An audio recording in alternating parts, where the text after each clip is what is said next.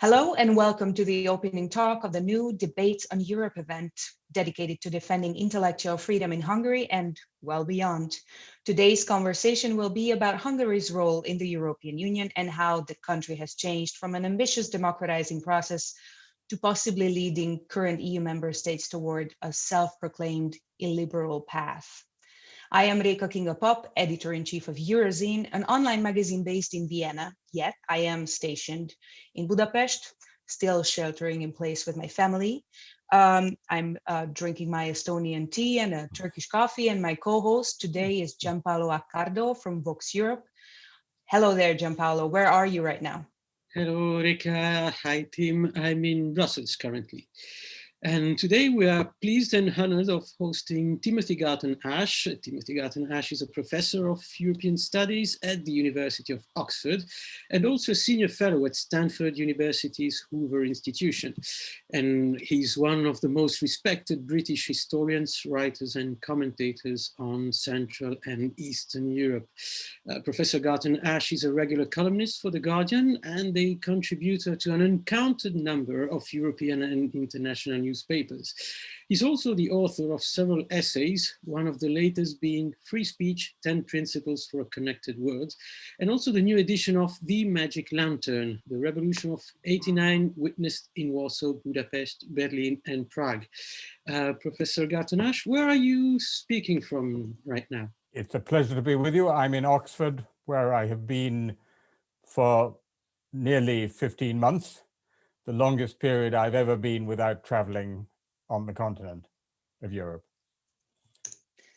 Well, it does wear one down and others might enjoy the stationary conditions, but it might not long very last. You have said and also explained the statement on some occasions that upon Brexit, actually, that you are wishing the UK to do well after Brexit, but you are wishing the EU to do better. This is I think this was a very concise and beautiful wording of a dual sentiment of a European who also happens to love his country, even if it doesn't want to belong to the European Union. How do you think the European Union is faring right now in the Corona crisis, and how do you think it's faring compared with the problem children around itself, including the UK and, of course, our subject for today, Hungary? So first of all, I'm a lifelong English European. And since the Brexit vote, we have really faced a tragic dilemma, which is that there's a logic which says, and this has been articulated by people like Emmanuel Macron, in a sense, it has to be better for countries to remain inside the European Union. And so in some sense, they need Britain to do worse than member states. But as an English person, obviously, I can't want my own country to do badly. Hence that formula. I want post-Brexit Britain to do well and the EU to do even better. Now, alas, first of all, in the COVID crisis, the Brexiteers have been gloating because of the very slow rollout of vaccines in the EU and the impressively fast rollout of vaccines here. So that's in the immediate, you see that competition going on in front of your eyes. More broadly, I think that a huge amount will depend how Europe comes out of the COVID crisis. If the European Recovery Fund really goes well, if the Union gets its act together in external policy, if the Green New Deal becomes a reality, and crucially for us, if it actually becomes an effective defender of democracy in member states, then this could be a positive turning point. Analytically, I'm quite skeptical about that. I'm quite fearful of the consequences because I think the economic long COVID will mean unemployment, insecurity, high public debt, and probably inflation. And those are great conditions for populists. Timothy, how is it that the EU is so, let's say, brilliant for once, when it's about defending its economic and trade interests. And look at how it managed the Brexit negotiations. And so weak, or at least perceived as such, when it comes about defending its core values, like solidarity, the rule of law, or fundamental rights. There's, of course, the proceeding under Article 7 of the Treaty of the European Union, which suspends some rights of a member state that would violate some of the EU's founding values. But it doesn't seem to prevent leaders of authoritarian or would-be authoritarian leaders like Viktor Orban in Hungary from moving forward with their illiberal plans. How come this, in your opinion?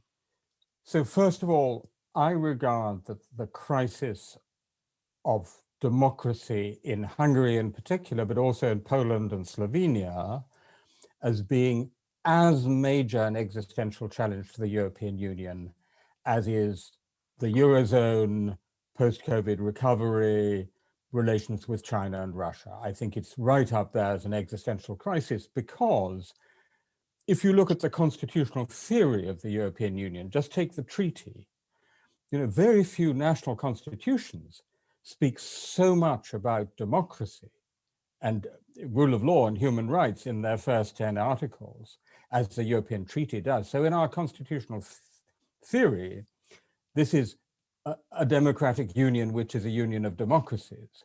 But as you rightly say, we have a situation now where we have a full member state, Hungary, which in my cool view is no longer a democracy.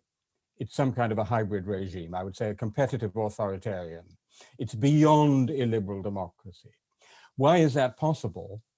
For the following reason, historically. This was the European economic community. The Europe of values was in the Council of Europe, the Strasbourg Court of Human Rights, the OSCE. There's a tragic divorce of the two Europes all the way back to the original founding. And what we have tried to do is retrofit the values into the European economic community, right? I mean, that's what we've been trying to do for 20 years. But what Hungary shows us is that we haven't yet succeeded. For all Article 7, for all the rule of law mechanism, for all the new conditionality, we haven't actually made the effective linkage between the Europe of values and the Europe of money. And that's a fundamental problem that Hungary poses. Let's talk just a little bit at this point about the exact mechanisms where this democratic procedure stumbled and how this is being demolished. And of course, just, an occupational hazard, I am specifically interested in media freedom. Absolutely. With my profession sort of going almost extinct and very endangered, even in its current really existing independent forms. How do you see this procedure play out? And I understand that there is international attention on certain events in this process, but the whole arch, I don't feel like it is being conceptualized in a way that makes sense, other than somebody just thought they would rather be non-democratic. They would rather try for an authoritarian regime. How do you think it makes sense within this European framework, or how do you think it fits in the history of this region? Maybe against these very opposing examples of recent political developments in, say, Slovakia, Romania, or even Ukraine, which seems to not fit this narrative at all. So first of all, to connect to what I said a moment ago, when the Berlin Wall came down, we had the Velvet Revolutions, and we had the extraordinary opportunity of moving towards a Europe whole and free, which is a central experience of my whole life, as for many other people. We said, let's translate democracy into a set of criteria for membership, the Copenhagen criteria. And of course, Hungary was the first of the new democracies to apply for membership of the EU. Now, what that means is that Viktor Orban, that very skillful politician, as we saw all along, the whole experience has been about member state building, right? So all the institutions and laws and regulations are built to qualify for being a member state of the European Union. And it then turns out that there are very rigorous criteria and linkages up to and until the moment when you join. But as soon as you've joined, you can do more or less what you want. There are absolutely no mechanisms to discipline member states effectively. What is more, you can dismantle democracy while keeping the facade of a perfect liberal pluralist member state, right? So we all know the phrase a Potemkin village. Well, I would say Hungary is a kind of Potemkin city, right? That's to say, every feature of the facade is beautifully preserved. So media freedom, media pluralism. On paper, it all looks fine. But, well, relatively speaking, because of course, as you know better than anyone, Hungary has lots of extremely well-trained officials and lawyers who went to good European universities and know exactly how to play the European game. So almost everything Orban, almost everything Orban can done. You can point to one of another 50 democracies in Europe and say, but they do that there, and they do that there. So on paper, the media regulation, for example, doesn't look too bad. I mean, the trust-owning mediaship is problematic. But as you know better than anyone, the reality behind the Potemkin facade is completely different. It's one of control not through censorship, that's so old-fashioned. It's control through ownership, through tax, through fiscal review, through entirely informal instruments, through friendly oligarchs, and so on and so forth and so forth. And to get at that, you need the political will from the side of the European Union, right? You need the real political will not to be satisfied, because at the moment we have a really dishonest game. You remember in the bad old days of the Soviet bloc, the joke was, we pretend to work and they pretend to pay us. So now the very dishonest game between Viktor Orban and Brussels is, we, Hungary, pretend to be a democracy and you pretend to believe us. And that's a very, and you also pay us. And pay, I mean, we'll come to that, I hope, in a moment. You pay us billions of euros, which the national government can distribute as it sees fit. So, for example, to reward friendly media-owning oligarchs, not to mention friends and family. But so the key thing there is a political will not to play that game, to look behind the facade. Why is that lacking? Well, first of all, because the EU has no shortage of other crises. And if you're German on French, refugee crisis, Eurozone crisis, Trump crisis figure much larger, now COVID crisis. That's point number one. Point number two, as you both know very well, there is a long history going all the way back to the Enlightenment of West Europeans looking down their noses at East Europeans and regarding them as not really properly part of Enlightenment Europe, as somehow tendentially always autocratic or, authoritarian and so on. There's a great book by Larry Wolff called The Invention of Eastern Europe, which traces that all the way back to the Enlightenment. So that what I hear in many statements by West European leaders, notably French and Belgian, but also others, is that old prejudice, well, Eastern Europe was never really Europe anyway. And I think it's a combination of the Potemkin city game, the fact that there's so much else going on and limited bandwidth, and those old prejudices, which mean that I and others often feel we're fighting rather a lonely struggle to try and make European leaders actually feel that this matters. Let me press you on this just a little bit more. Sorry, Gian-Paolo, I'll give it to you in a second. this narrative, which I find very relatable, and you have just been recently very enthusiastically reviewed by Mikola Ryabchuk in Eurozine's publishing, your earlier writing on 89. And we dealt with this whole Eastern Europe, Central Europe discourse recently. It is still the case that this narrative doesn't apply or doesn't explain anything about what's happening right now in Slovakia, which is not that easy to make heads or tails of, to be honest. But there is a very strong anti-corruption turn in popular politics. Honestly, also in Ukraine, without judging whether that's going to turn out well or not. And it has been a very strong wave in Romania too.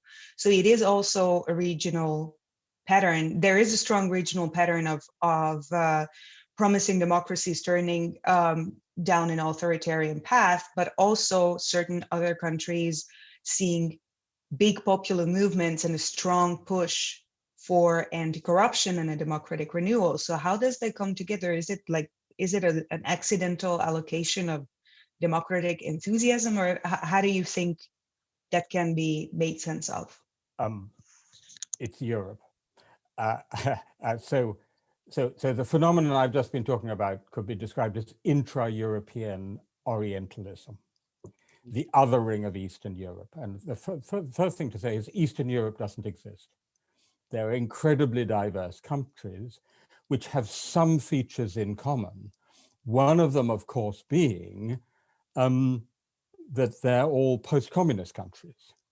And so I think you have, and this is what I do in a long new chapter to the new edition of the Magic Lantern, asking why things have gone wrong, to look at that post-communist trajectory, which of course explains a lot of the corruption, the privatization of the nomenclatura at the beginning of the process, the weakness of the rule of law, our neglect of the rule of law. But by the same analysis of historical trajectories in different countries, you then get a pushback against that, action and reaction. And then you have to go to the level of individual countries.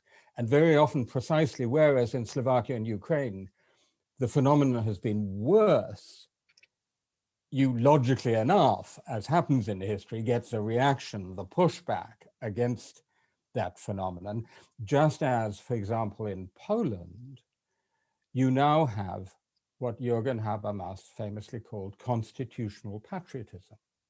It's precisely because the attack by Law and Justice peace has focused on the constitution that Polish patriotism, which traditionally, since the partition for 200 years, has never focused on the constitution or the courts, is now focused on the constitution and the courts. I actually heard a demonstration in Krakow not so long ago where people were chanting as a slogan, trójpodział władzy, which means triple separation of powers. There aren't many places in the world where demonstrators go on the streets chanting triple separation of powers. So I think that's how you understand the bifurcation you're talking about.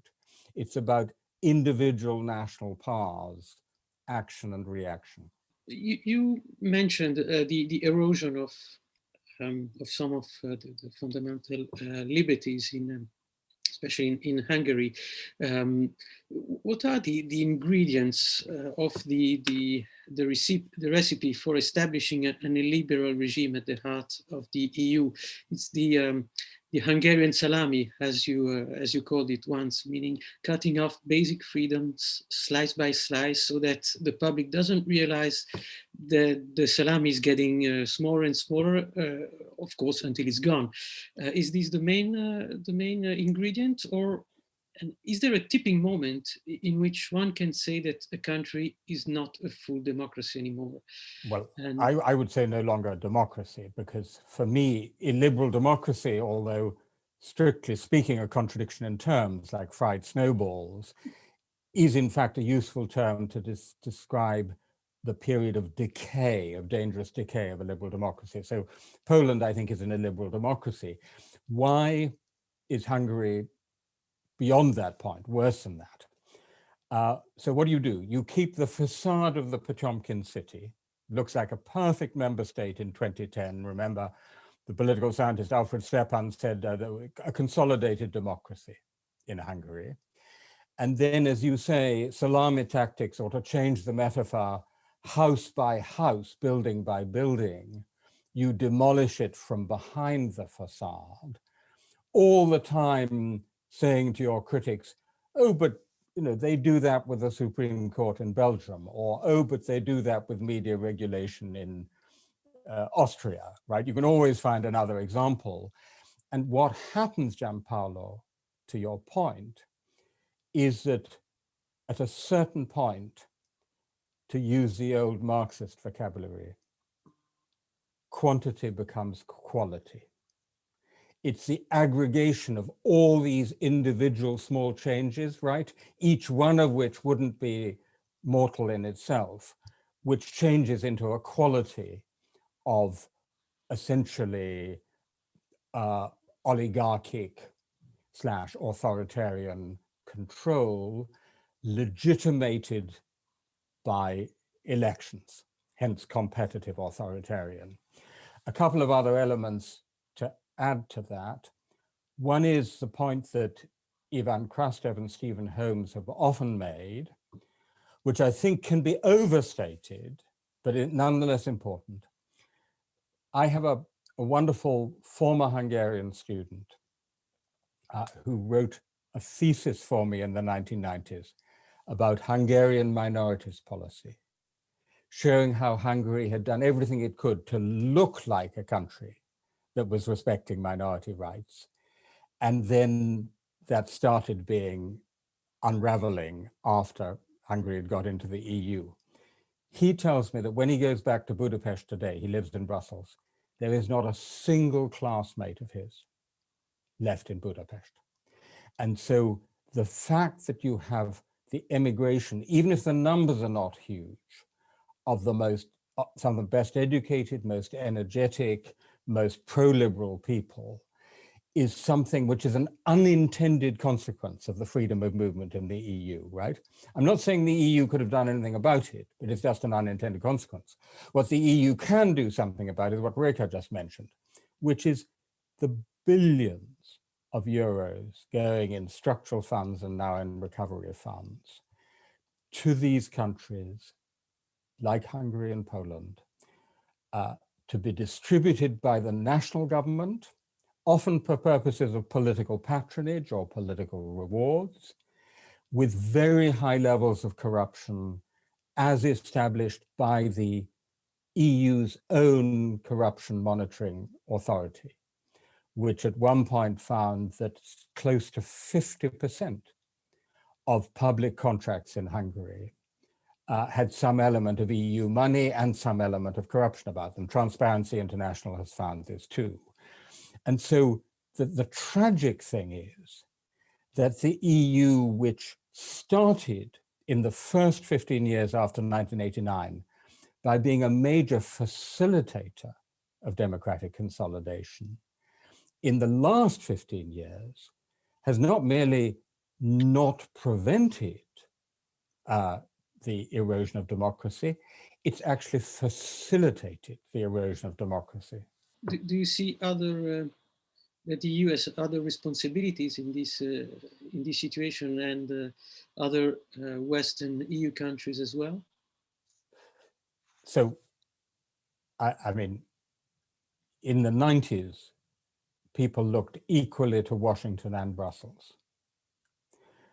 Now it's unequal. 80% Brussels, 20% Washington, if we want to put a figure on it, right? So I think the Biden administration, which has a major democracy and human rights agenda, is going to have a very positive impact. First of all, Orban and Kaczynski and others have lost their great mate in the White House, Donald Trump, and instead you have a liberal democratic administration.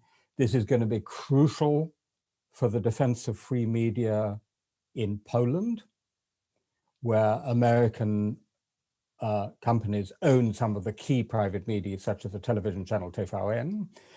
And by the way, free media is now the front line of the struggle for the defense of democracy, particularly in Poland. So in limited areas, I think the US is going to be very important, but it's nothing compared to the responsibility of the EU. And within the EU, let's be clear about this. The central power is now Germany, particularly in relation to East Central Europe. I heard a Polish economist once say, the Polish economy is part of the German economy, right? I'm sure a Hungarian economist or a Slovak economist could say something very similar. And the lack of political will from Berlin, for example, to push the expulsion of Fidesz from the EPP, to get serious on, has been, in my view, a major reason behind the failure of the EU so far. Therefore, Gian-Paolo, I have hopes of the next German government, because at the moment the Greens are ahead of the CDU-CSU in Germany. They should be made part of the new coalition government, and the Greens are by far the most pro-European, pro-liberal, pro-democratic party in German politics. So if we're looking for points of light in the EU political landscape, a new German government might be one of them. You mentioned internal migration within the EU and Germany's role, which is often conceptualized, just Eastern European or Eastern to center EU members. I'm being careful here because I don't really operate with the Central Europe notion. I think that's Austria and that's it, but that's a personal thing. I would disagree with you on that one.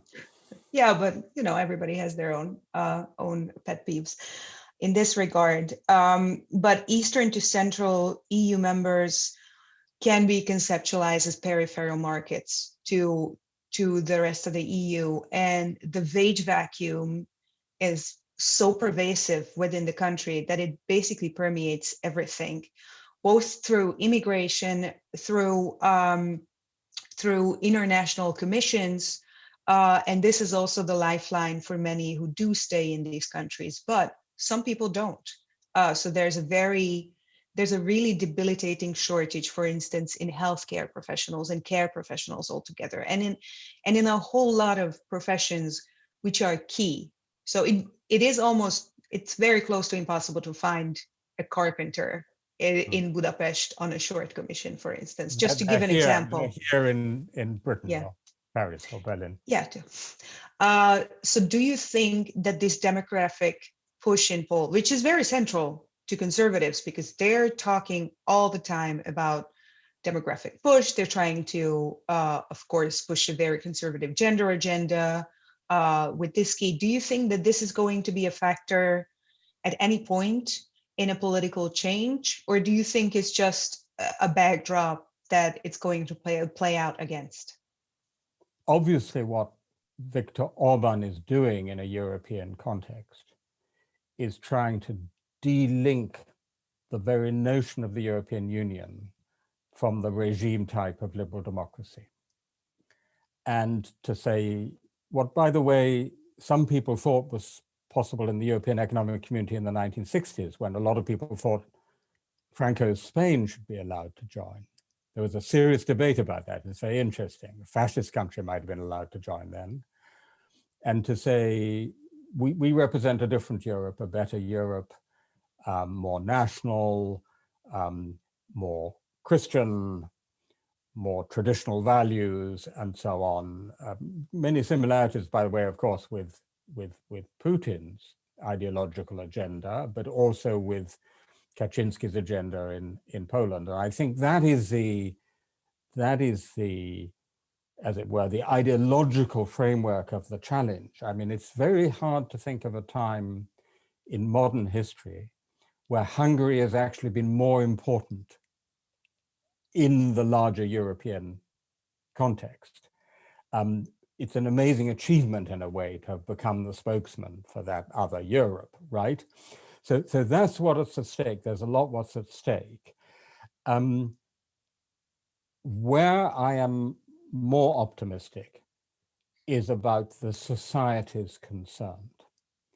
Because even though I have these wonderful students from Central and Eastern Europe who go on to get great jobs in Brussels or Paris or London, and I wish more of them were back in Budapest and Warsaw and Prague, right?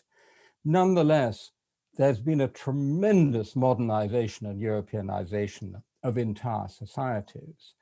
And so I think that action and reaction, or in this case, so to speak, political reaction being challenged by social action mechanism is kicking in really quite strongly in all these societies. Slovakia is a very good example of that. Quick illustration for you. The position of the Catholic Church in Poland.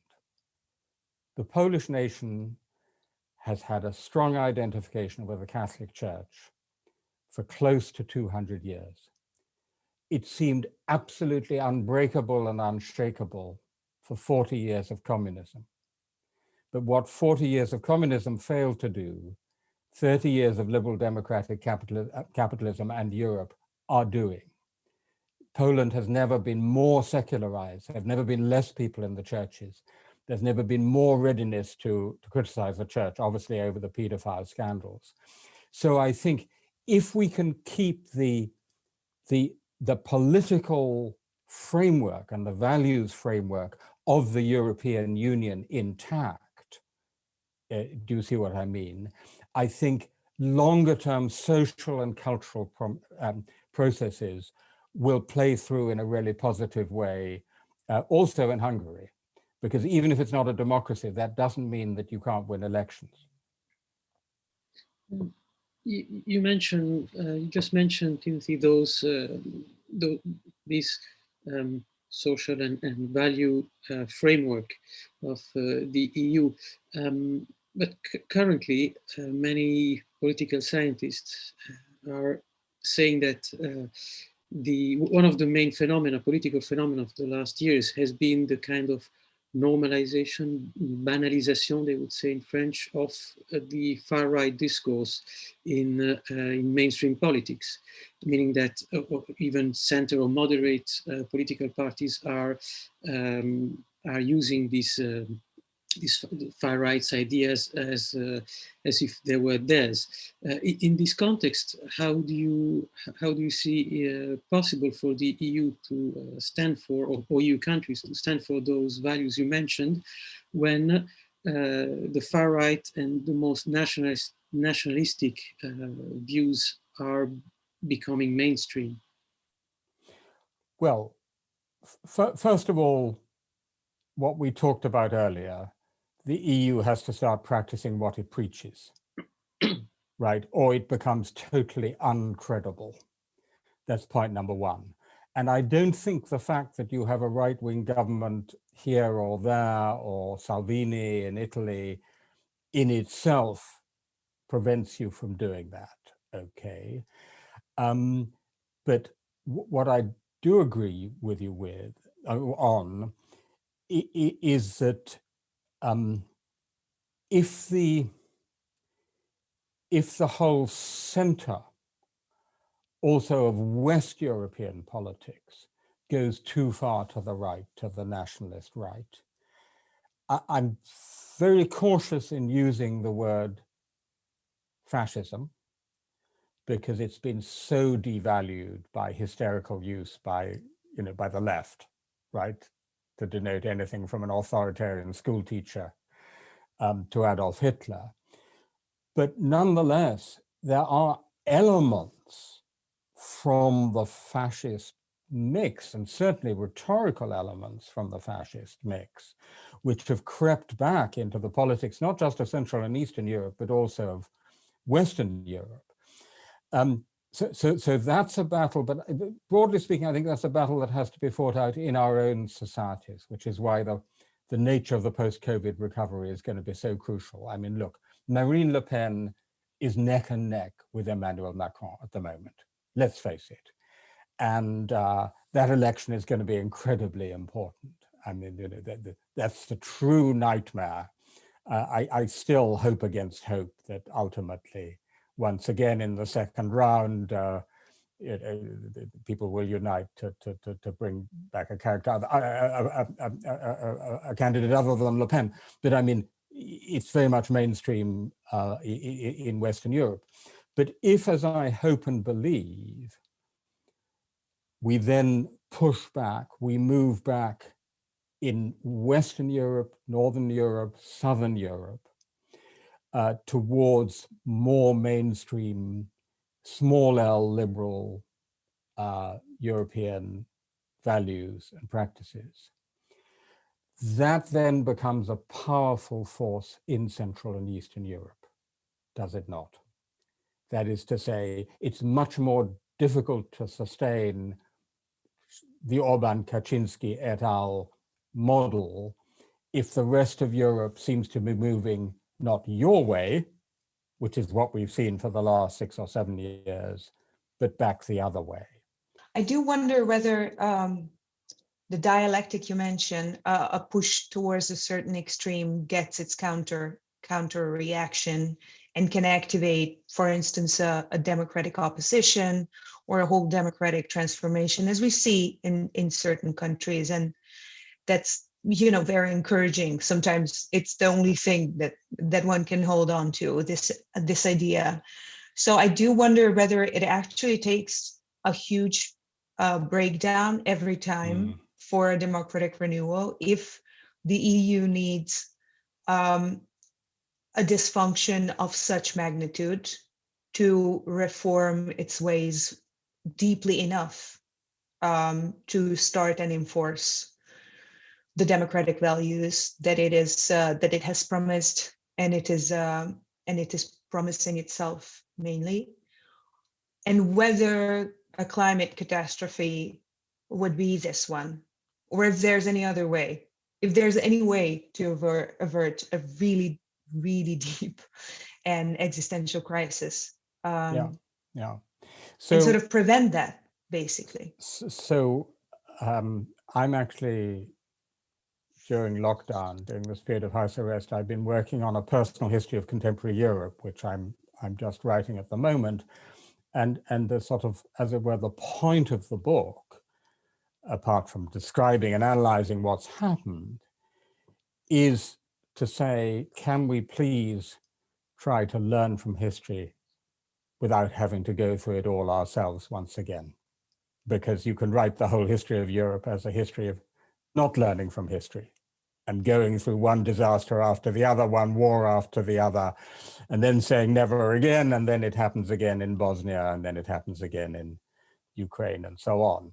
So that's the question you're posing, which is, as it were, can we prove Heraclitus wrong when he says war is the father of all things, right? Can we learn the lessons without going through the crisis, right? Now, it's not as if we haven't had a few crises in the last decade, right? I mean, the Eurozone crisis, the Ukraine, the refugee crisis, Brexit, Trump. I mean, there's no shortage of crisis. The question is, has that had, and now the climate emergency, as you rightly say, has it had a sufficiently galvanizing effect? That is the question of questions. Now, I'm going to be quite honest with you. As a historian, I have to be pessimistic. I fear that old Heraclitus may yet again prove right, and we have to go even further down before we see the recovery. But as a political writer, I'm doing everything I can. I'm working with a group of young Europeans here to see if we can actually learn from, our bad history without having to go through it again. Well, that's a Cassandric fate, right? Foretelling things that you wish wouldn't come true. That's both a painful and a hopeful place to be. Yes, well, I mean, the famous formula, which I use endlessly, but is absolutely right: pessimism of the intellect, optimism of the will. But what connects those two things, Réka, is this. It always helps to take a fairly dim view of the probabilities. This is something, by the way, where I think Hungarians are very good, because they have world masters of pessimism. We excel in pessimism. Absolutely. But it can be an asset intellectually. And let me give you just a very quick example from from the history I'm just writing at the moment. In the 1970s, people in the West thought things were going really badly. They actually thought the Soviet Union was going to catch up with and overtake the United States. They thought our democracies were in a complete mess. After Watergate and Vietnam, they thought the US's authority was utterly destroyed. Jean-François Revel, a book on the end of democracy, 1982. And out of that intellectual pessimism, we generated the reforming energy for one of the most dynamic and optimistic and hopeful periods in European history, the 1980s and 1990s. And then in the 2000s, we did the opposite. We became fantastically complacent and pleased with ourselves. Mission accomplished, we said. Democracy consolidated in Hungary and Poland. Democracy being brought to the Middle East. Hooray for the Arab Spring, and so on and so forth.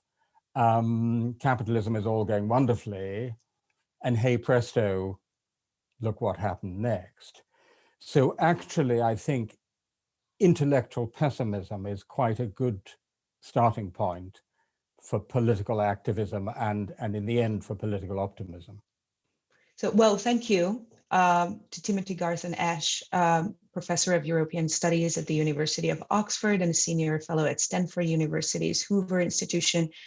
We're giving such a, how should I say, wonderfully bizarre recipe for optimism through intellectual pessimism. I think that's, well, that's not a playbook, thankfully, because that would be very easy to divert from. It's been Gian-Paolo Accardo of Voxeurop and myself, Réka Kinga Papp from Eurozine. Thank you for your attention. Yes, thank you again, Professor, and thanks also for quoting my my fellow Sardinian Gramsci on the optimism of the will. And thanks to our public for joining. Debates on Europe, Budapest and beyond, defending intellectual freedom continues tomorrow and for 3 more days, so stay with us.